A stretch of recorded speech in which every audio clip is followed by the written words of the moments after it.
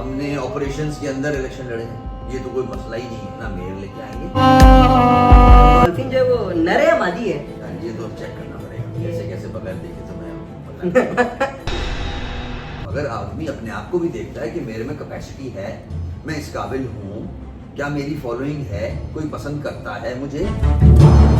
जिन्हें 20 साल से कराची के अवाम ने रिजेक्ट किया हुआ है, इन्होंने हड़ताल की हुई थी, उसमें उठने के लिए जो पीपल्स पार्टी से एग्रीमेंट किया था, कोई एक मसला हल कराया? जमात इस्लामी और हम मिले हुए इसमें कोई शक बस इन्होंने स्लोगन चला दिया हल सिर्फ जमात इस्लामी। हालांकि ये सब ड्रामा है।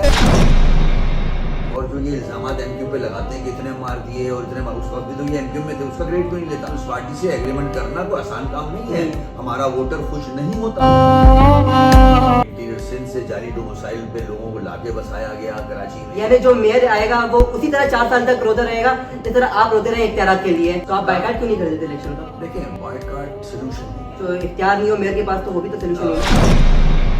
जी अस्सलाम वालेकुम। इस वक्त मेरे साथ मौजूद है साबका मेयर कराची और एमक्यूएम पाकिस्तान के रहनुमा वसीम अख्तर भाई। वसीम भाई, सबसे पहले ये पूछूंगा कि एमक्यूएम मुत्तहदा कौमी मूवमेंट, ये लफ्ज जैसे ही कोई सुनता है उसके जहन में फौरन से जिक्र आता है भाई महाजिर।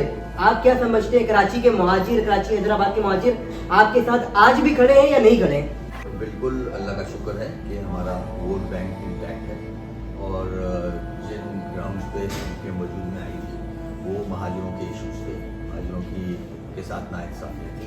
और इसमें सबसे बड़ी मिसाल मैं आपको यूँ दूँगा कि 2018 के इलेक्शन में माजी के वोटों से ज़्यादा वोट पड़ा है, 7.5 लाख वोट दिया है लोगों ने। आज भी सारी हरबों के बावजूद कि एमक्यूएम को किसी तरह डिवाइड किया जाए, उसको एक्चुअल प्लेइंग फील्ड जो होती है, जो सियासत में ज़रूरत होती है जिसकी, वो ना दी जाए। हमारे साथ ये जो सेंसस है इसमें ज़्यादती की गई, आधा गिना गया। हमारे साथ हल्का बंदियों में हमारे साथ नाजायज़ किया गया।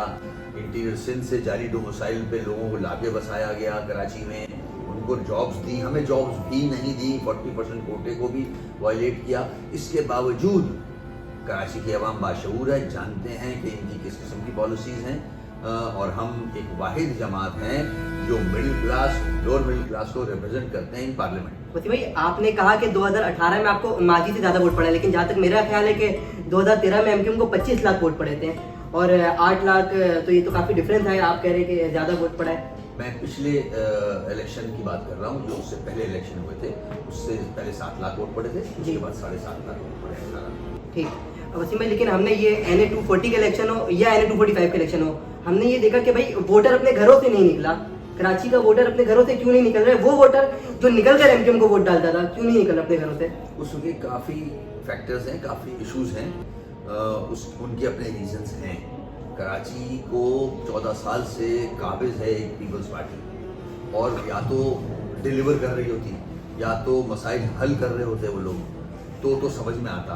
कराची का आज जो हाल है कि पूरा कराची स्लम में तब्दील हो गया है, उसको देखते हुए बिल्कुल कराची का वोटर नाराज़ भी है कि उसके बड़े अरसे से मसाइल हल नहीं हो रहे, ना पानी मिल रहा है, ना सड़कें सही हैं, ना एजुकेशन है, ना हेल्थ है, और बहुत सारे मसाइल हैं। भाई आपने कहा कि काबिज है पाकिस्तान पीपल्स पार्टी, ठीक है, लेकिन लोगों के ध्यानों में ये सवाल बैठा हुआ है कि एमक्यूएम जिस सियासी जमात के खिलाफ यानी कि पीपल्स पार्टी के खिलाफ ये इल्जाम लगाती थी कि भाई वो मेयर को इख्तियारात नहीं दे रहे, जिनके खिलाफ रैलियां निकालती थी वही सियासी जमात जिसने एमक्यूएम को प्रेस क्लब पर एमक्यूएम के कारकुनों की पिटाई लगाई, आज एमक्यूएम उनके साथ इत्तेहाद करके बैठी हुई। ये बात आप क्लियर कर दें कि क्या एमक्यूएम का सूबाई सतह पर पाकिस्तान पीपल्स पार्टी के साथ इत्तेहाद है या नहीं है? देखिए, हम एक सियासी जमात हैं और हमारे पास एक बहुत बड़े शहर का मैंडेट है और हम सियासत कर रहे हैं अपने लोगों के मसाइल को हल करने। हम अपनी पॉलिसीज़ जब बनाते हैं तो अपने वोटर के जो इश्यूज़ हैं उनको सामने रखते हैं। यही इश्यूज़ सामने रख के हमने पीटीआई से इलाहा किया था। 3.5 साल हम पीटीआई के साथ थे, उसकी हुकूमत को संभाले हुए थे, मगर अफसोस कि उन्होंने एक भी मसला हल नहीं किया कराची के शहर में। उसके बाद जाहिर है हम अपने ऑप्शंस खुले रखते हैं, ठीक है। हमारे सामने 23 के इलेक्शंस भी हैं, हमने डिलीवर भी करना है। उसके बाद अगर कोई सियासी जमातें जो कि नेशनल जमात लेवल की जमातें हैं, वो हमें अप्रोच करती हैं कि हम आपके जेन्युइन मसाइल को एक्सेप्ट करते हैं और हम इन पे इम्प्लीमेंट करेंगे, उसमें पीपल्स पार्टी भी है, उसमें नून भी है।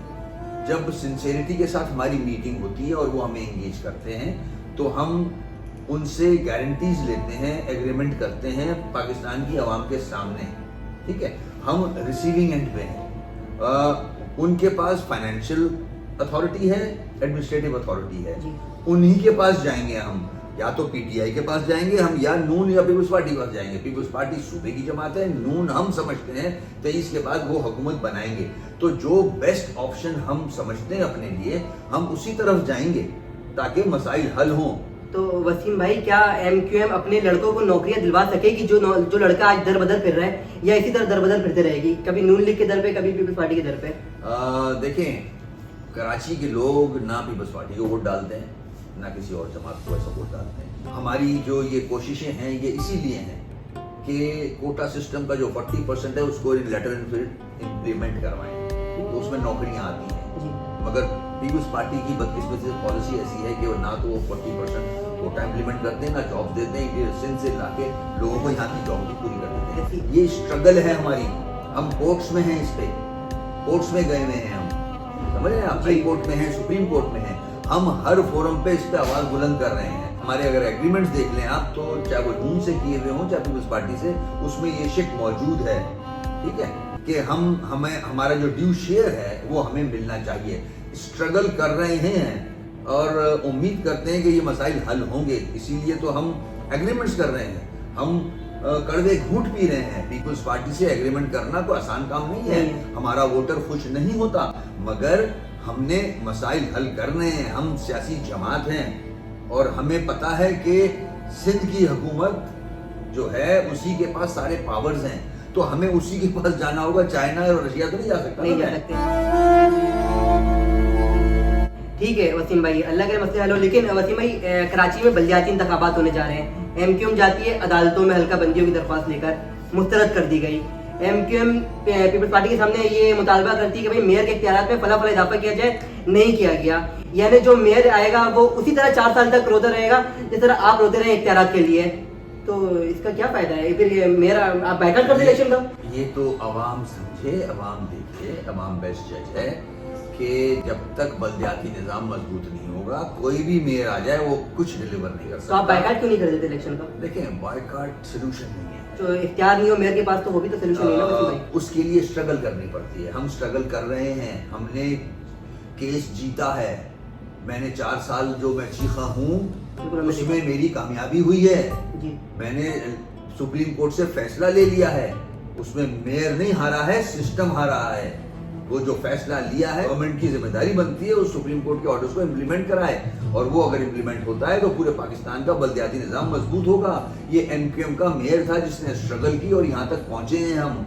जब तक निजाम मजबूत नहीं होगा कोई भी मेयर आ जाए कराची के मसाइल हल नहीं कर सकता। वसीम भाई, कराची की एक सियासी जमात है जिन्हें 20 साल से कराची के अवाम ने रिजेक्ट किया हुआ है, वो अपने साबका नाज़िम नेमतुल्लाह खान का तस्करा करते हुए ये कहते हैं कि भाई अब हमें दोबारा मौका दें, हम कराची को संवार देंगे।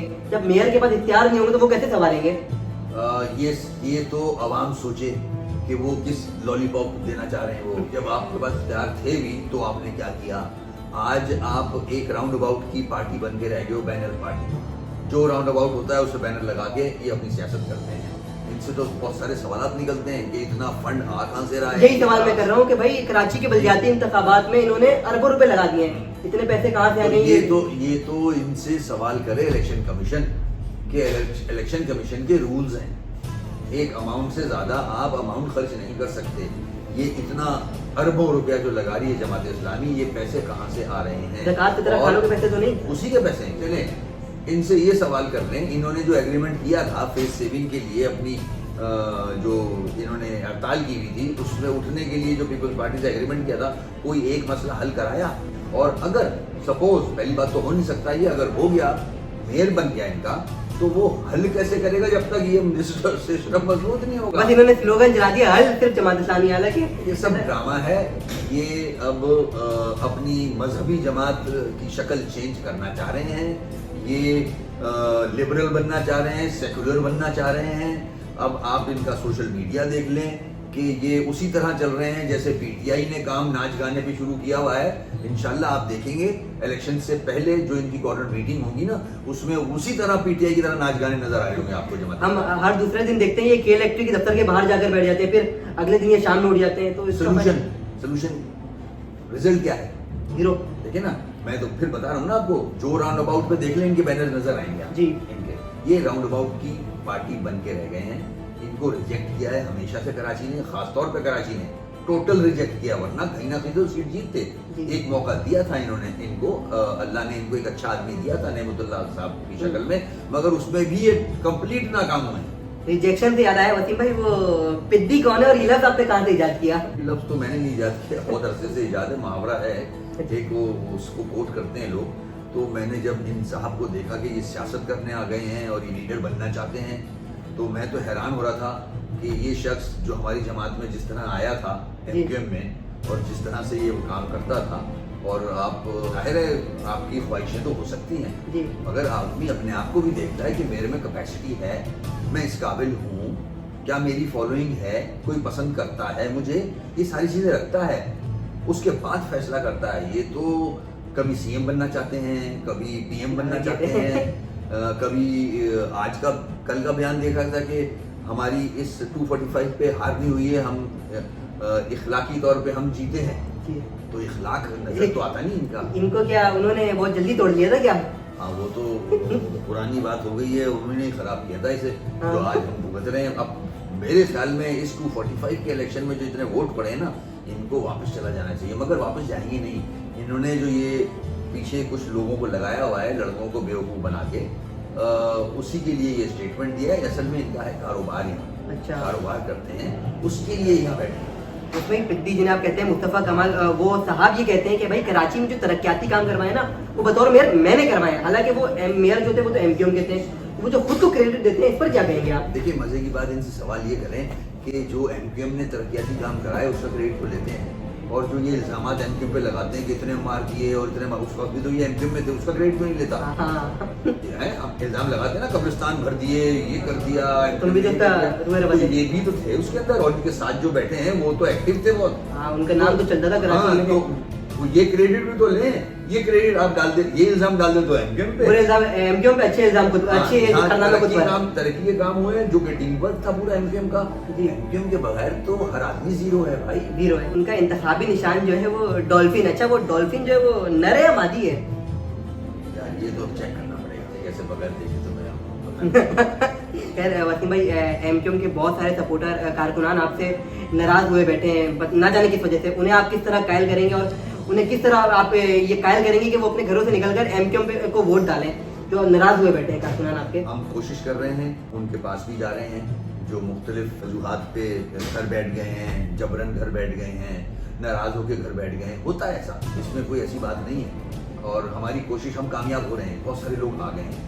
हमें लीडर्स नहीं चाहिए, हमें जो पार्टी की स्ट्रेंथ होती है, जो बैकबोन होते हैं, जो कारकुनान होते हैं, जो साथी होते हैं, वो चाहिए। ये बात दुरुस्त है कि जो हालात थे 22 के बाद, काफ़ी लोग अपने घरों में बैठ गए या किसी और जमात को ज्वाइन कर दिया, वो बड़ी तादाद में वापस आ रहे हैं। पीपल्स पार्टी में चले गए थे, वो वापस आए, इनके पास चले गए थे, ये जो डॉल्फिन वाला है इसके पास चले गए थे, इधर से भी आ गए हैं, पीआईबी चले गए थे, वहाँ से भी आ गए, आ रहे हैं, हम कोशिश कर रहे हैं, और भी आ गए, वसीम आफ्ताब आ गए, शकील भाई आ गए, सलीम ताजिक आ गए, ये इसके सारे लोग आ रहे हैं हमारे पास। तो बाकी जो लोग भी हैं जो अपनी 1.5 इंच की मस्जिद बनाकर बैठे हुए हैं, आप क्या बोलना चाहेंगे उनको कि उनके लिए दरवाजे एमक्यूएम के लिए खुले हैं, ख्वाह वो चाहे मुस्तफ़ा कमाल हो, यानी कहनी हो, या फारूक सुल्तान साहब हो, कोई भी हो, उन सब के लिए दरवाजे खुले हैं? एज अ कारकुन पार्टी, यही पार्टी है, यही मदर पार्टी है, इसी से ये निकल के गए थे। अगर इनका फेस, फारूक सत्तार का अगर फेस बना है तो इसी पतंग ने बनाया था, इसी झंडे ने बनाया था, झंडे के बगैर वो इलेक्शन लड़े थे। आज अफसोस होता है कि वो इस पतंग के खिलाफ इलेक्शन लड़े हैं। तो खैर वो उनकी मर्जी। जो भी लोग इन जमातों में गए हैं उनसे रिक्वेस्ट करूंगा कि वो सब कुछ पीछे छोड़ के, हर चीज से बालातर होके वापस अपनी मदर पार्टी में आए। एमक्यूएम को जरूरत है इस वक्त, हमको इत्तेहाद की जरूरत है, स्ट्रेंथ की जरूरत है, ये सब अपनी पार्टी में वापस आए। एक वजीर आजम, साबका वजीर आजम, वो ये लॉलीपॉप देकर जाते हैं कि भाई 1100 अरब कराची में लगाया जाएगा, कराची में हम ये तरक्याती काम करवा देंगे, फला तरक्याती काम करवा देंगे। वो वजीर आजम जो एक दिन भी कराची में रुकना गवारा नहीं करते हैं, नारा भी लगाते हैं कि भाई वजीर आजम कराची थे, उसके बावजूद आवाम देख रही है कि भाई वो नहीं आ रहे हैं। लेकिन अभी 45 के इलेक्शन में हमने देखा कि 29,000 वोट लेकर वो जीत गए। ये क्यों हो रहा है? कराची की आवाम क्यों नहीं समझ रही है उनकी पॉलिसी को? देखिए, ये यानियाँ अट्रैक्ट कर गया है, लोग इनकी झूठ को सच समझ रहे हैं, जितनी भी झूठ बोल रहे हैं ये। तो देखते हैं, इंशाल्लाह ये वक्त ही होता है, बहुत जल्द आप देखो असलियत सामने खुल के आएगी इंशाल्लाह। झूठ कब तक चलेगा? और ये वो झूठ है, और वो ये इन्होंने जुल्म किया है कराची के लोगों के साथ कि इलेक्ट्रिक का जो ओनर है नकवी, वो इनका दोस्त है, इनका सपोर्टर है, इनको फंड करता है। कैसे करता है? कराची के लोगों की गर्दनें काट के, कराची के लोगों के साथ लोड शेडिंग, एक्स्ट्रा बिल्स, इतना ज़्यादा जो बिल्स जा रहे हैं, लोग पैसे दे रहे हैं, फंसे हैं, मुश्किल में हैं लोग। ये किसकी जेबों में जा रहा है? नकवी की। नकवी किसको भेज रहा है पैसे? इमरान खान को। सबसे बड़ा डाका अगर किसी ने मारा है शहर में, तो इमरान खान ने नकवी के साथ मिल के मारा है के इलेक्ट्रिक की आड़ में। बिल्कुल, मैं कराची वालों के साथ वसीम भाई आखिर में सिर्फ इतना पूछना चाहूँगा, बल्दियाती इंतखाबात कराची हैदराबाद में होने जा रहे हैं, क्या MQM पर उम्मीद है कि वो इलेक्शन जीत जाएगी, मेयर ले आएगी, या MQM खौफजदा है जमात इस्लामी, तहरीक इंसाफ या किसी और से कि भाई वो हमें टफ टाइम दे देंगे? हमने बड़े टफ टाइम देखे हैं, हमने ऑपरेशंस के अंदर इलेक्शन लड़े हैं, ये तो कोई मसला ही नहीं है। इंशाल्लाह इलेक्शन लड़ेंगे, अपना मेयर लेके आएंगे। इन्होंने जो धांधलियाँ की हैं, प्री पोल रिगिंग की है, अपनी मर्जी की हल्का बंदियाँ बनाई हैं, की हैं, जेरीमेंडरिंग की है, वोटर लिस्टों में प्रॉब्लम डाले हैं इन्होंने। सेंसस को देख लें आप, आधा गिना गया है शहर। तो ये सारी रुकावटों के बावजूद हमारे ऑफिस बंद हैं, हमारे पास वो प्लेइंग फील्ड नहीं है जो होनी चाहिए सियासी पार्टी को। उसके बावजूद इंशाल्लाह हम अपना मेयर लेके आएंगे। चलिए, इंशाल्लाह अल्लाह करे, अल्लाह आप लोगों को कामयाब करे, और अल्लाह कराची को तरक्याती की तरफ कामयाब करे, जो तरक्की कराची के लिए बेहतर हो, अल्लाह उसी को इस शहर का प्राण बनाए। बहुत शुक्रिया वसीम भाई। Thank you.